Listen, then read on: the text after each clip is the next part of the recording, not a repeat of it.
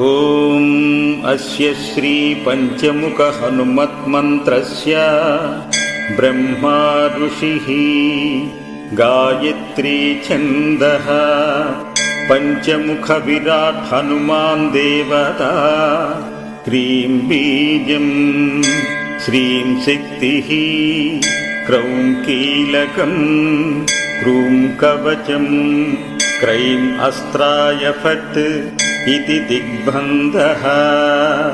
श्रीगरुड उवाच अदध्यानं प्रवक्ष्यामि शृणु सर्वाङ्गसुन्दरी यत्कृतं देवदेवेन ध्यानं हनुमतः प्रियम् पञ्चवक्त्रं महाभीमं त्रिपञ्चनयनैर्युतं बाहुभिर्दशभिर्युक्तम् सर्वकाम्यार्थसिद्धिदम् पूर्वान्तु वानरं वक्त्रं कोटिसूर्यसमप्रभं दंष्ट्राकराळवदनं भ्रुकुटीकुटिलेक्षणम् हसैव दक्षिणं वक्त्रं नारसिंहं महाद्भुतम् अत्युग्रतेजो वपुषं भीषणं भयनाशनम् पश्चिमं गारुडं वक्त्रं वक्रतुण्डं महाबलं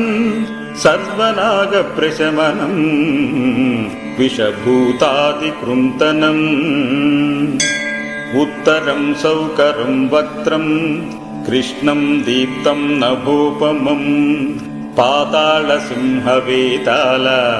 ज्वररोगादिकृन्तनम् ऊर्ध्वं हयाननं घोरं दानवान्तं करं परं येन वक्त्रेण विप्रेन्द्र तारकाख्यं महाशूरम् जघान शरणं तत्स्या सर्वशत्रुहरं परं ध्यात्वा पञ्चमुखरुद्रं हनुमन्तं दयानिधिम् खड्गं त्रिशूलं खड्वाङ्गं पाशमङ्कुशपर्वतं मुष्टिं कौमदिकीं वक्षं धारयन्तं कमण्डलुम्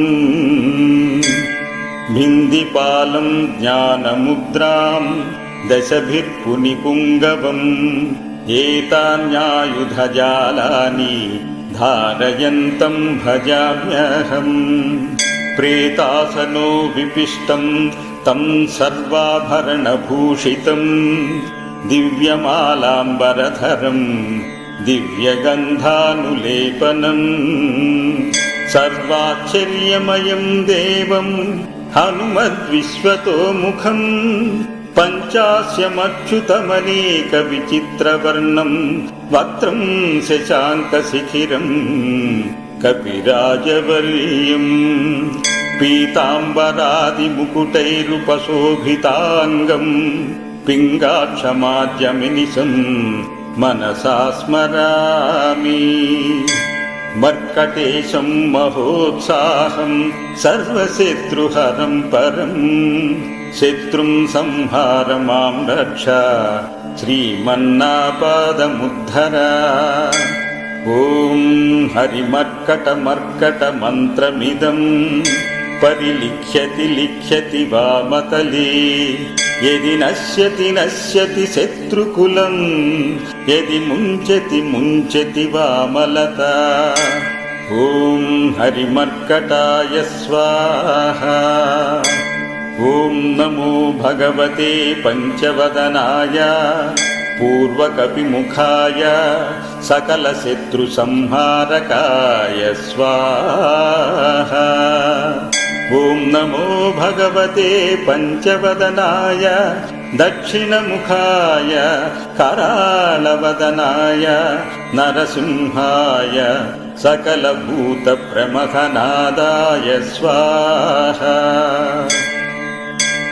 ॐ नमो भगवते पञ्चवदनाय पश्चिममुखाय गरुडाननाय सकलविषहराय स्वाहा ఓం నమో భగవతే పంచవదనాయ ఉత్తరముఖాయ ఆదివరాహాయ సకల సంపత్కరాయ స్వాహా.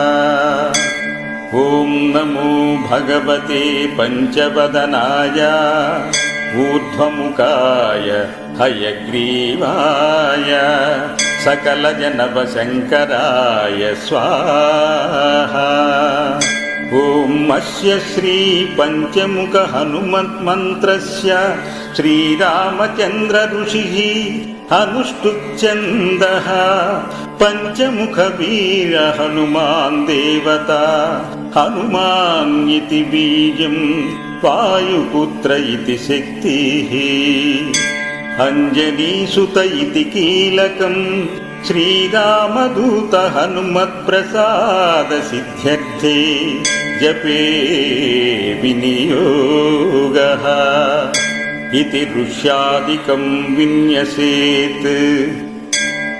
ఓం అంజనీసుతాయ అంగుష్టాభ్యాం నమః. ఓం రుద్రమూర్తయే తర్జనీభ్యాం నమః. ఓం వాయుపుత్రాయ మధ్యమాభ్యాం నమః. ఓం అగ్నిగర్భాయ అనామికాభ్యాం నమః. ఓం రామదూతాయ కనిష్ఠికాభ్యాం నమః.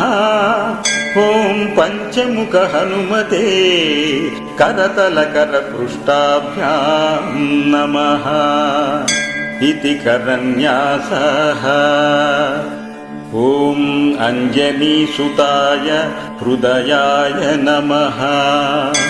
ఓం రుద్రమూర్తయే శిరసే స్వాహా. ఓం వాయుపుత్రాయ శిఖాయై వషట్. ఓం అగ్నిగర్భాయ కవచాయ హుం. ఓం రామదూతాయ నేత్రత్రయాయ ఔషట్. ఓం పంచముఖ హనుమతే అస్త్రాయ ఫట్. పంచముఖ హనుమతే స్వాహా ఇతి దిగ్బంధః. అధధ్యానం వందే వానర నారసింహ ఖగరాట్రోడాశ్వవక్త్రాన్వితం దివ్యాలంకరణం త్రిపంచనయనం దేదీప్యమానం రుచా. హస్తైర్జైరసిఖేట పుస్తక సుధాం కుంభాం కుశాగ్రిం హలం ఖడ్వాంగం పణిభూరుహం దశభుజం సర్వారి వీరాపహం. అథ మంత్రః. ఓం శ్రీరామదూతాయ ఆంజనేయాయ వాయుపుత్రాయ మహాబలపరాక్రమాయ సీతాదుఃఖ నివారణాయ లంకాదహనకారణాయ మహాబల ప్రచండాయ పల్గుణ సఖాయ కోలాహల సకల బ్రహ్మాండ విశ్వరూపాయ సప్త సముద్ర నిర్లంఘనాయ పింగళ నయనాయ మిత విక్రమాయ సూర్యబింబ ఫల సేవనాయ దుష్ట నివారణాయ దృష్టి నిరాలంకృతాయ సంజీవిని సంజీవితాంగద లక్ష్మణ మహాకపి సైన్య ప్రాణదాయ దశకంఠ విధ్వంసనాయ రామేష్టాయ మహాఫాల్గుణ సఖాయ సీతాసహిత రామవరప్రదాయ షట్ప్రయోగామ పంచముఖ వీర హనుమన్మంత్ర జపే వినియోగః. ఓం హరిమర్కట మర్కటాయ బం బం బం బం బం ఔషధ్ స్వాహా. ఓం హరిమర్కట మర్కటాయ ఫం ఫం पं पं पं पट् स्वाहा। ॐ हरिमर्कटमर्कटाय खें खें खें खें खें मारणाय स्वाहा। ॐ हरिमर्कटमर्कटाय लुं लुं लुं लुं लुं आकर्षित सकल संपत्कराय स्वाहा। ॐ हरिमर्कटमर्कटाय धं धं धं धं धं शत्रुस्तम्भनाय स्वाहा। ॐ तं तं तं तं तं कूर्ममूर्तये पंचमुखवीर हनुमते परयंत्र परतंत्रोच्चाटनाय स्वाहा।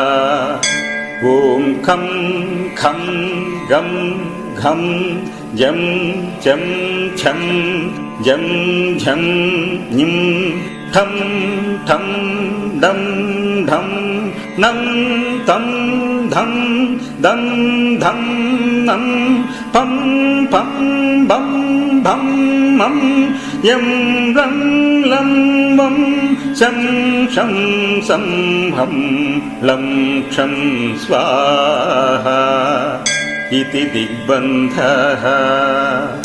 ॐ पूर्वकपिमुखाय पंचमुख हनुमते तं तं तं तं सकल शत्रु संहारणाय स्वाहा।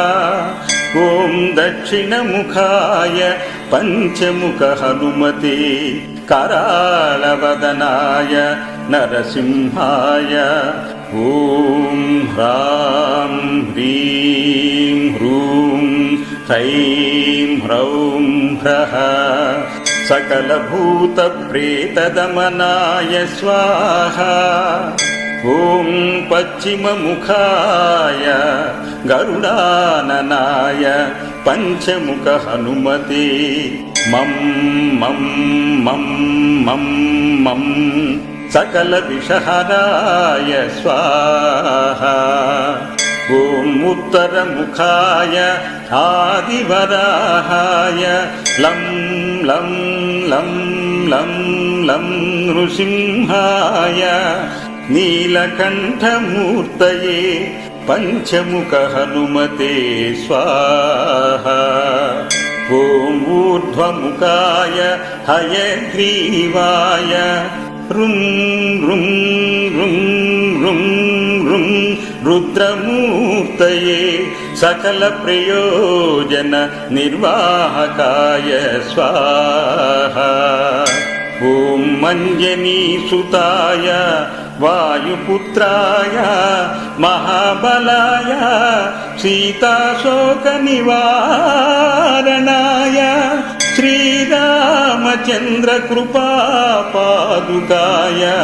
महावीर्यप्रमथनाय ब्रह्माण्डनाथाय कामदाय पंचमुखवीर हनुमते स्वाहा। भूतप्रेत पिशाच ब्रह्म राक्षस शाकिनी ढाकिन्यन्त ऋक्षग्रह परयंत्र परतंत्रोच्छदनाय स्वाहा। सकल प्रयोजन निर्वाहकाय पंचमुखवीर हनुमते श्रीरामचंद्र वरप्रसादाय जं जं जं जं जं स्वाहा। इदं कवचं पठित्वा तु महाकवचं पठे नरः एकवारं जपे स्तोत्रं सर्वशत्रुनिवारणं द्विवारं तु पठे नित्यं पुत्रपौत्रप्रवर्धनम् त्रिवारं च पठे नित्यं सर्वसम्पत्करं शुभं चतुर्वारं पठे नित्यं सर्वरोगनिवारणम्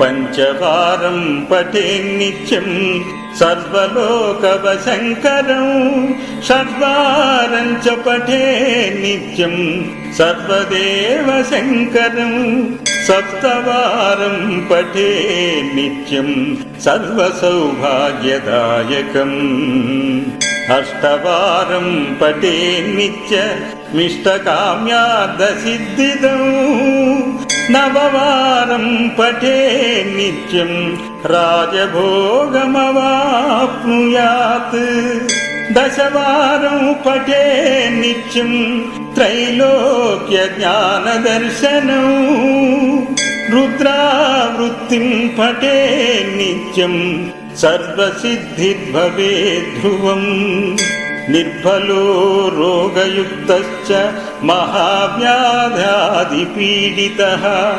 కవచస్మరణేనైవ